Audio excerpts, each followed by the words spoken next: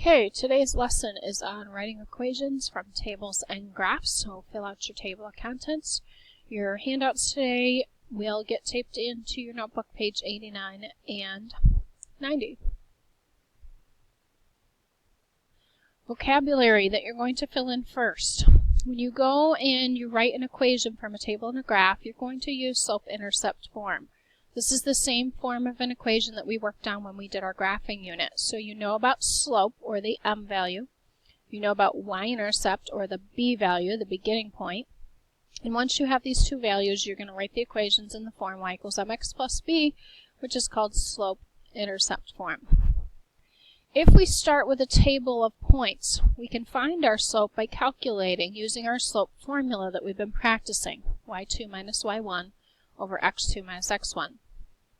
In order to find the y-intercept from a table, we will focus on finding out where our x value has a 0 value. This will tell us where the y-intercept is on the graph if x is 0. If we have a graph, we're lucky because we can find the slope by setting up our slope triangle and using rise over run. We can also look visually at the point where the graph crosses the y-axis. This will give us our y-intercept, or our b value. So again, slope is your m, your rate of change. Your y-intercept is your b value, the point where your line crosses the y-axis. The first example is a table of values that talks to us about Luke's family going to the movies and purchasing a large popcorn. They're debating whether or not to purchase any drinks. The table below shows how much they'll spend based on the number of drinks they decide to purchase. So at 0 drinks, they've already spent $6.25 buying popcorn and purchasing the movie ticket. If they decide to order 1 drink, that price increases up to $10. And then you could see 2 drinks, it would go to $13.75, 3 drinks, $17.50, and so forth. So our first job is to find the slope. Slope is going to be your change in y over your change in x in the table. So when you look at your table of values, your y value is going to be your total cost. Your x value is going to be the number of drinks. So we have to figure out what the pattern is from here, and then from here, and then from here, and then from here. If you do a little subtraction, you see that that is a $3.75 difference every time you compare the y values in the chart. The change in x is simply looking at the column of values in the x column, and these increase by 1, so we know that our change in x is 1. Our slope is 3.75. The y-intercept, we said, is going to be found when you look at your graph and you find an x value that's 0. This means if you were to plot your points, x being 0 means the point you plot is going to be right on the y-axis. So this is our y-intercept, $6.25. Now your equation gets put together using the format of an equation that we've been working on. Y equals mx plus b. We have our m, or our slope, so we're going to put that number in front of x. And then we have our y-intercept, so we're going to put that number at the end. It's as simple as plugging your values in to the equation once you find them. Now, what the slope means in context with this situation. It means we are going to pay $3.75 for each drink that we decide to buy. The y-intercept in this context means we would spend, without any drinks, we would spend $6.25 just on your tickets and your popcorn. That would be with 0 drinks purchased. You would be spending your $6.25.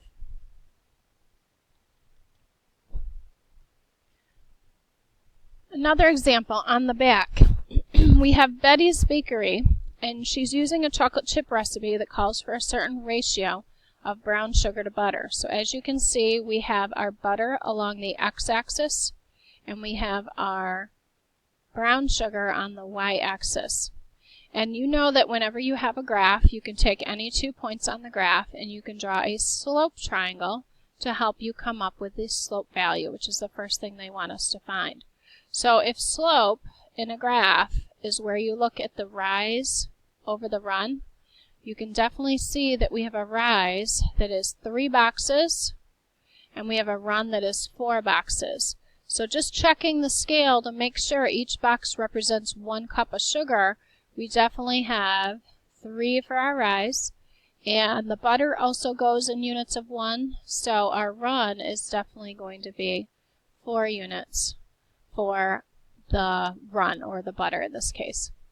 Your y-intercept, remember we can visually find our y-intercept. With a graph, we're going to watch and see where the graph crosses the y-axis, crosses down here at 0. So when we build our equation, again it's in y equals mx plus b form, we have our slope of 3/4. We put x behind our slope, and then we typically will put our y-intercept back here. But if we just have a plus 0 y-intercept, we actually don't even have to show that piece of the equation, because 0 added to this quantity is not going to change it. If we look at the slope in this situation, what it means is we will have 3 cups of brown sugar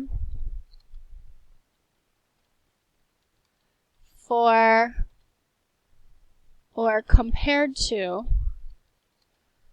the 4 cups of butter in the recipe. Brown sugar is your y value, butter is your x value, so that's why you want to go in order. Your rise is your y value, your run is your x value. As far as the y-intercept goes, when you look at your y-intercept, you realize that we have 0 cups of brown sugar. So if that is what your recipe calls for, you will also have 0 cups of butter.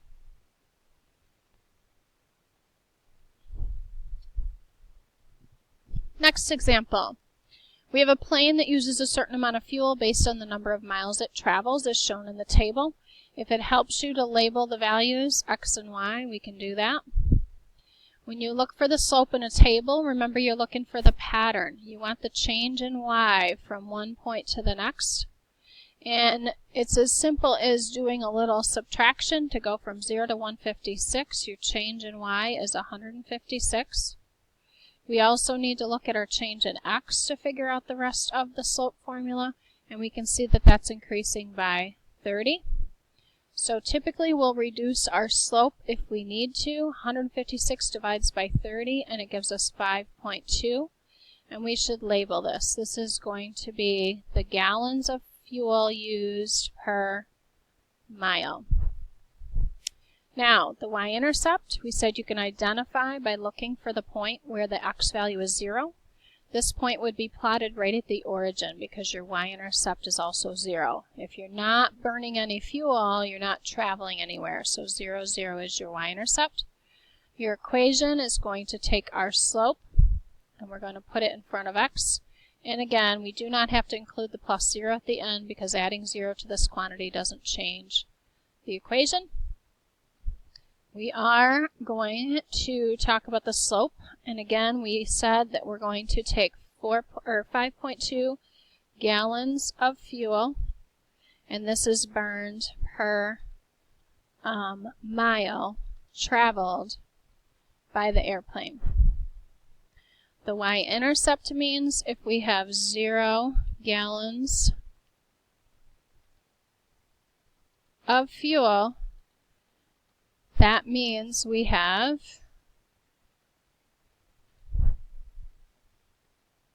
0 miles traveled. Not going anywhere with no fuel for the plane. For your last example, Robert pays for his family to go bowling. He first rents shoes for everyone, and then he pays a certain amount per game that his family plays, as shown in the graph. So, looking at your graph, if we have to find slope, we have to find 2 good intersection points. That looks like a good one, and so does that. So your slope triangle is not going to be too large. Okay, be careful of your scale. Even though you do rise up 3 boxes, those 3 boxes represent units that go from 12 to 15, so that actually represents $3. There's another $3, and there's a third $3. So our slope is going to have a vertical change of actually $9. And your horizontal change, your games could just go box by box. So we know that takes care of 2 games. 9 divided by 2 is 4.5, so you can list that 4.5, or in our case, since it's money, $4.50 per game. Your y-intercept, remember, is a visual thing on a graph. You're going to see where your graph crosses the y-axis. It crosses at 12, so we know that our y-intercept is 12. And when we put those two things together, you'll have your equation. 450 is your slope, so it goes in front. 12 is your y-intercept, so it's going to go on the back. What does the slope represent? The slope represents how much it's going to be per game.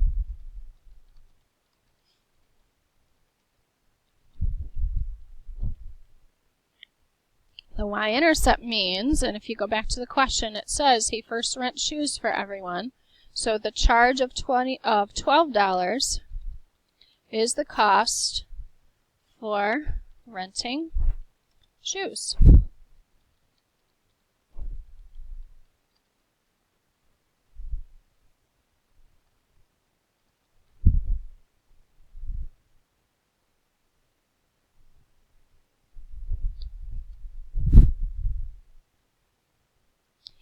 If you wanted to summarize today's lesson, you want to state basically what we talked about in the beginning. To come up with the equation of a line, you need slope and you need y-intercept. And you need to be able to calculate slope the ways that we've practiced, and you need to be able to identify your y-intercept as your initial value in the problem.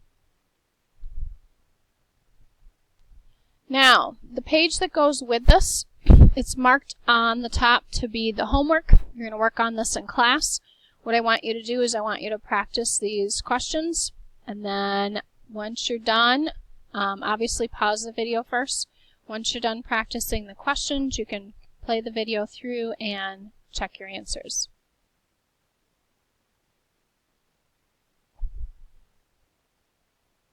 Okay, checking answers on the second note sheet. We have an equation of y equals 75x plus 50. This is your slope. This is your y-intercept.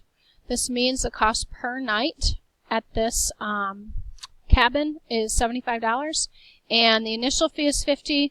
A lot of places do this because maybe there's a cleaning fee so that once you leave they could clean and pay for the cleaning to happen.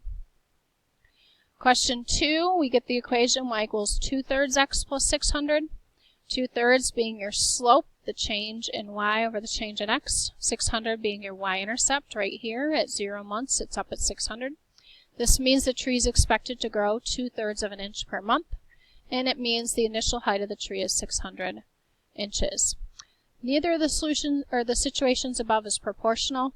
If you remember from last year, proportional relationships have to start at the point 0, 0, and they have to continue with a constant rate. These have a constant rate, but neither of them started at the point 0, 0. On the back, we have an equation, y equals 3/2 x, because your slope is 3/2. Your y-intercept is 0, so we didn't put the little plus 0. This means they used 3 chocolate squares for every 2 graham crackers.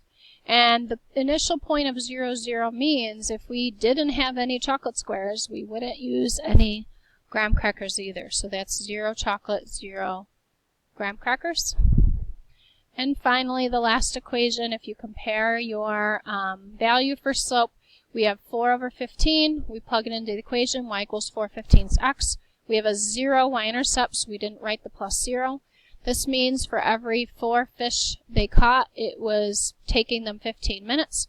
The y-intercept is they caught 0 fish after 0 minutes. And then for number 6, both of these situations on the back here are proportional. They both have the points 0, 0, and they both have a constant rate of change. Now what you're going to do is you're going to fold both in half. You're going to tape them into your notebook, page 89 and 90.